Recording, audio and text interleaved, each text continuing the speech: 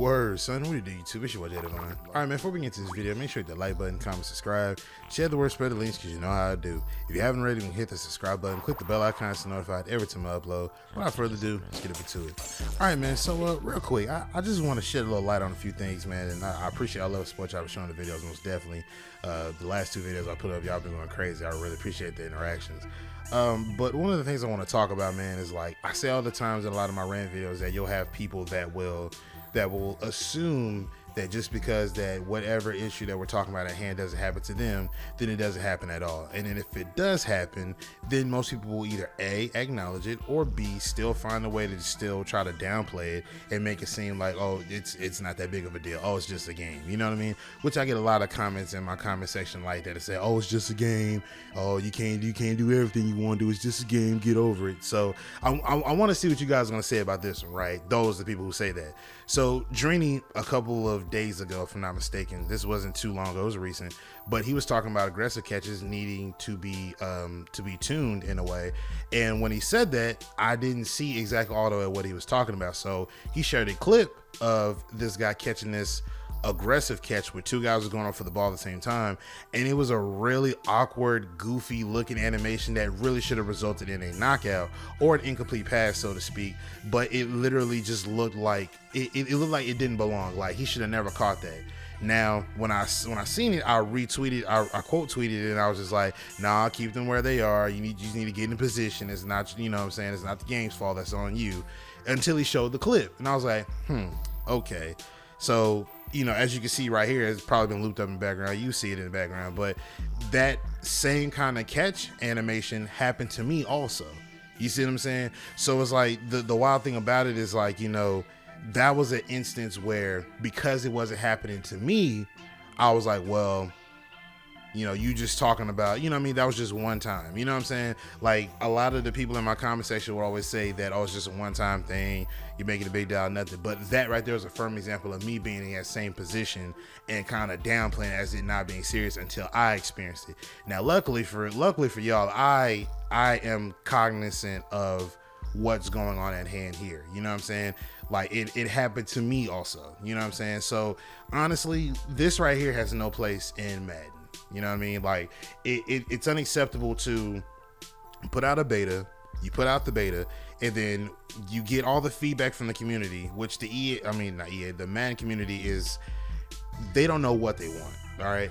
So you following the suit of that, but there's other things that have not been highlighted, i.e. like this, that haven't been tweaked before the game launches. People always want to keep saying, oh, it's just a beta, the game's gonna be different when it dropped. No, it's not. It's been the same exact thing for each year that the beta has dropped when the game launched. You know what I'm saying? The only thing that they maybe have fixed is to fix maybe the crash and make sure it's a little bit more stable. But other than that, mechanic wise, the gameplay is garbage. You know what I mean? So when this happens, you know what I mean? What are you to do? Are you going to sit here and just chalk it up to the game being the game? Or if you've played every iteration of Madden thus far and you've experienced something that was less favorable for either side, are you going to sit there and say, it's just a game, that was funny? Or are you going to say, no, this is unacceptable, this has been happening for previous years and they still haven't fixed this? Like, what are you going to do? You know what I'm saying? So aside from that, they also added passing, the freeform passing, to where it was pretty much almost like Madden 18's passing, kind of like that, where they had the little freeform passing there. You could do high, low, medium, or whatever. So it was target-based passing. That's what they called it in Madden 18. So they have freeform passing in Madden 23.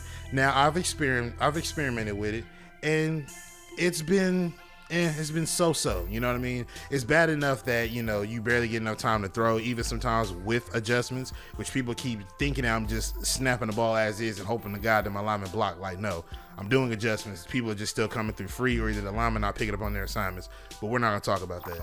So, you know, there are times where I can see myself putting the ball in a spot where the wide receiver can get it, and these are accurate passes.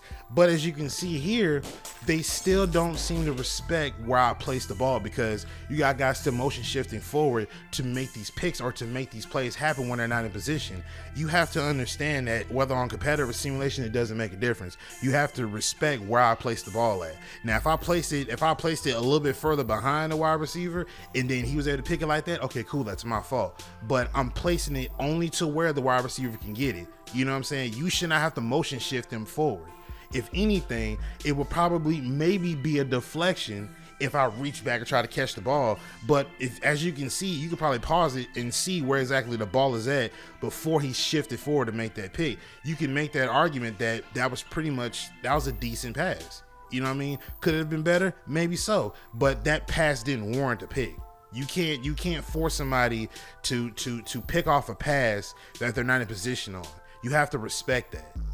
And I think this game, alongside with them having these mechanics, you can't expect for me to use this and feel like I have everything in my complete arsenal when the game itself that you got it coded, like, it doesn't respect where the actual positioning is. But it's funny though, because if I were to do a one-on-one, right? If I were to just throw a 50-50 ball, right? It's the DB and the wide receiver.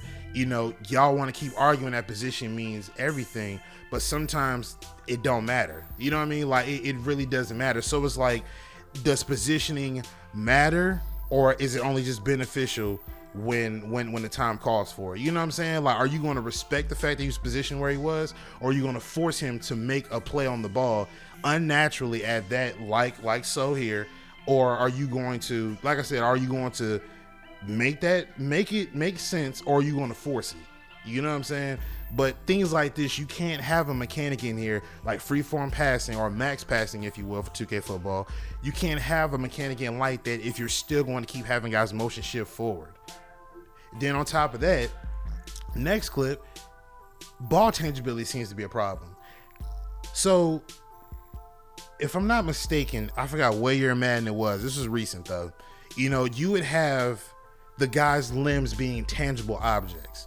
So I would look at my guys, and most of the times, like, you know, especially in football, when you're a DB and you're defending a pass, right, or whether you're going for a pick, whatever the case is, when you tangle up, you're going to get a really randomized outcome of the play. You know what I'm saying? You would think it'd be a pick, you would probably a deflection, whatever it is.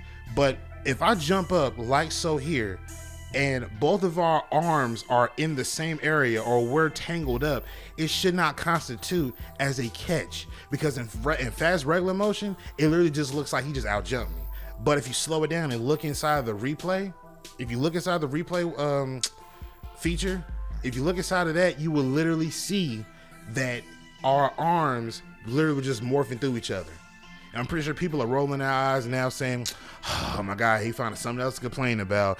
Oh my God, it just happened at one time. What are you complaining about? Did you win the game? Okay, you won. So what? So what you complaining for? Yeah, I won the game, but it's like, things like this shouldn't be happening. You know what I mean? Let's take it a step forward with this whole passing thing and ball tangibility and everything. Passes have gone through my hands.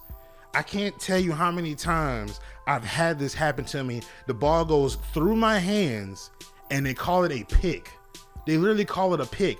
If not that, then there's a clip literally I'm finna show you right here that my guy literally, I threw a pass that I promise you a pass could not have been better than this. I throw a pass to, I think it was AJ Brown or one of my wide receivers. I throw him the pass. It's in the end zone. I possession catch it. My guy positions his hands away from the ball, and then the ball literally morphs to the guy's hands. It morphs to the guy's hands and they call it a pick. When I tell you I could not have made a better pass than that, some people say, oh, you should just high point it. Why do I need a high point pass? Literally all I can do is just low ball it and then just beam it straight to him. Only way he can get it. But instead, they rather let me have my hand way out of position on purpose, and they call that a pick. And if that's not bad, let's take a look at this.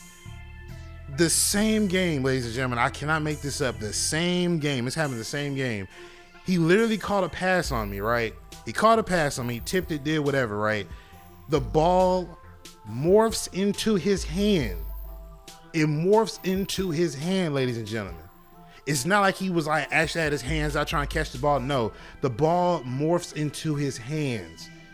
Whether it should have been a different outcome on that play, but the ball morphs into his hands and they let him get away with it. Then on the flip side of that coin, I catch a pick on him and they do the same thing to me. I literally tip, I think the ball was like deflected or something like that. And as the ball was being deflected, I literally see the ball fall and just shift straight into my hand and they call it a pick. Now, keep in mind, I won that game, but it's like, how do you take a win in stride with all that stuff that's going on? To me personally, that strips the integrity of my win. Like, I hate it. Some people just call it, oh, hey, a win is a win. You know what I'm saying? But that's just like saying getting on Call of Duty and you got wall hacks. Hey, a win is a win. You do what you gotta do to get by. You know what I'm saying? Like, or you find some sort of exploit and you use that. Oh, well, hey, win is a win. You do what you gotta do. You know what I'm saying? Like, to me, it's like, it's corny. You know what I mean? I never relied on the random events of something happening in my favor to win. You know what I'm saying? I firmly believe on making the right calls, making the right decisions, making the right adjustments, making the right reads, the right runs, hitting the right gaps. I believe in doing everything in my power with good reads to be able to win and with dominant stick skills. But when you have random events such as these I just named off, how do you go about playing a game when this is the norm? And we're supposed to just accept this. When football itself, real X's and O's, I understand that there's random events, but you should not be having this happen in a game that's supposed to be simulating real football. This man, John Madden, has died, and you made a Madden dedicated to him, and you have these things going on, and day one, you didn't have a patch to fix any of this stuff? So the Madden community is supposed to be the most loved community, but you're not saying anything about any of these things that pop up. You put out a patch, Clint. You put out a patch. No, I'm not saying you, but y'all put out a patch. Clint, you haven't said a word. I'm talking about a word about any of the stuff that we've been experiencing. How come Mike Wang can come out around the time when 2K23 is about to drop, or the next 2K is going to drop? He can come out, do polls, say, okay, we're fixing this, we're doing that. What would you guys like to see? You don't come out to say anything. You don't do anything. You don't say nothing. If anybody is saying anything negative in the most utmost professional way, you'll be the one to talk about. I mean, you'll be the one to not even say anything. But if somebody's tweeting something positive about you, you'll retweet it all day long. You love it. You eating it up.